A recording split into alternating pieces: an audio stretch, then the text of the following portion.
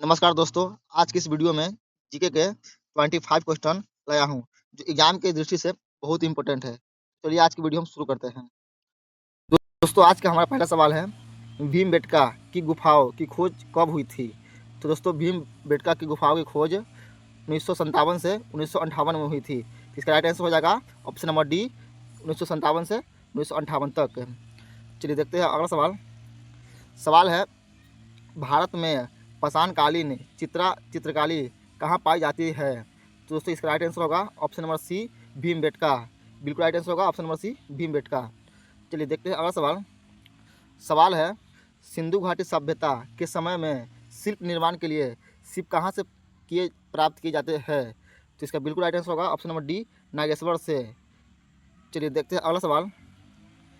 सवाल है, सिंधु घाटी सभ्यता का निम्न में से कौन सा स्थल पंजाब में स्थित है? तो दोस्तों सिंधु घाटी सभ्यता का स्थल जो है रोपर में स्थित है। इसका बिल्कुल राइट आंसर होगा option number B, Ropar. Next है, धैलावीरा किस राज्य में स्थित है? तो दोस्तों धैलावीरा जो है गुजरात राज्य में स्थित है। इसका राइट आंसर होगा ऑप्शन नंबर बी, गुजरात। चलिए देखते हैं अगला सवाल। सवाल है, मोहनजोदड़ो में पाया गया विशाल स्नानागार एक विशाल क्या था? तो दोस्तों स्नानागार विशाल था आयताकार टैंक। तो इसका राइट आंसर होगा ऑप्शन नंबर बी, आयताकार टैंक। चलिए देखते हैं अगला सवाल। सवाल है, वर्ष 1920 से 21 के आसपास किस नदी के किनारे खुदाई के दौरान हड़प्पा शहर मिला था? तो दोस्तों हड़प्पा शहर जो है रावी नदी के आसपास मिला था। इसका बिल्कुल राइट आंसर होगा ऑप्शन नंबर डी, रावी। चलिए देखते हैं अगला सवाल। दोस्तों सवाल है, मनुष्य के शरीर में सबसे गंदा अंग कौन सा है? तो दोस्तों मनुष्य के शरीर में सबसे गंदा अंग जो है मुंह हो गया। इसका बिल्कुल राइट आंसर होगा ऑप्शन नंबर डी, मुंह। चलिए देखते हैं अगला सवाल। सवाल है, किस नदी को बिहार का शोक कहा जाता है? तो दोस्तों कोसी नदी को बिहार का शोक कहा जाता है। इसका बिल्कुल राइट आंसर होगा ऑप्शन नंबर सी, कोसी नदी। चलिए देखते हैं अगला सवाल। सवाल रहेगा, कंप्यूटर का मस्तिष्क यानी कि ब्रेन ऑफ कंप्यूटर किसे कहा जाता है? तो दोस्तों ब्रेन ऑफ कंप्यूटर जो है सीपीयू को कहा जाता है। इसका बिल्कुल राइट आंसर होगा ऑप्शन नंबर बी, सीपीयू। चलिए देखते हैं नेक्स्ट क्वेश्चन। लौह पुरुष के नाम से किसे जाना जाता है? तो दोस्तों लौह पुरुष के नाम से सरदार वल्लभ भाई पटेल को जाना जाता है। इसका बिल्कुल राइट आंसर हो जाएगा option number D, Sardar Vallabh भाई पटेल। चलिए देखते हैं अगला सवाल। सवाल है, भारत की पहली महिला आईपीएस अधिकारी कौन है? दोस्तों भारत की पहली महिला आईपीएस अधिकारी जो है किरण बेदी थी। इसका बिल्कुल राइट आंसर होगा option number B, Kiran Bedi. चलिए देखते हैं अगला सवाल। सवाल है, वंदे मातरम गीत के रचयिता कौन है?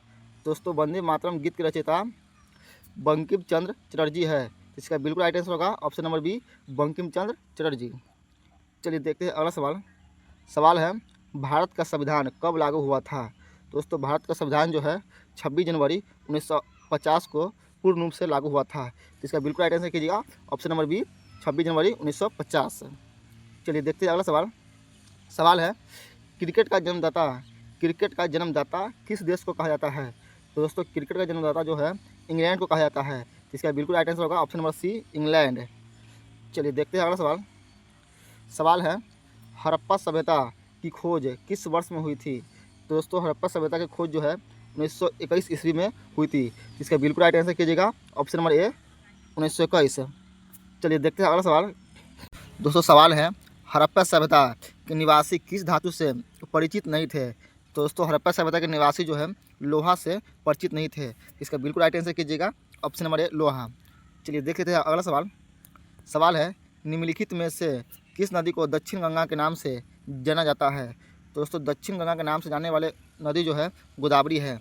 इसका बिल्कुल राइट आंसर कीजिएगा ऑप्शन नंबर बी, गोदावरी। चलिए देखते हैं अगला सवाल। सवाल रहेगा, कपास की खेती के लिए सबसे उपयुक्त मिट्टी कौन सी मानी जाती है? तो दोस्तों कपास की खेती के लिए सबसे उपयुक्त मिट्टी जो है काली मिट्टी को मानी जाती है। इसका बिल्कुल राइट आंसर कीजिएगा ऑप्शन नंबर बी, काली मिट्टी। चलिए देखते हैं अगला सवाल।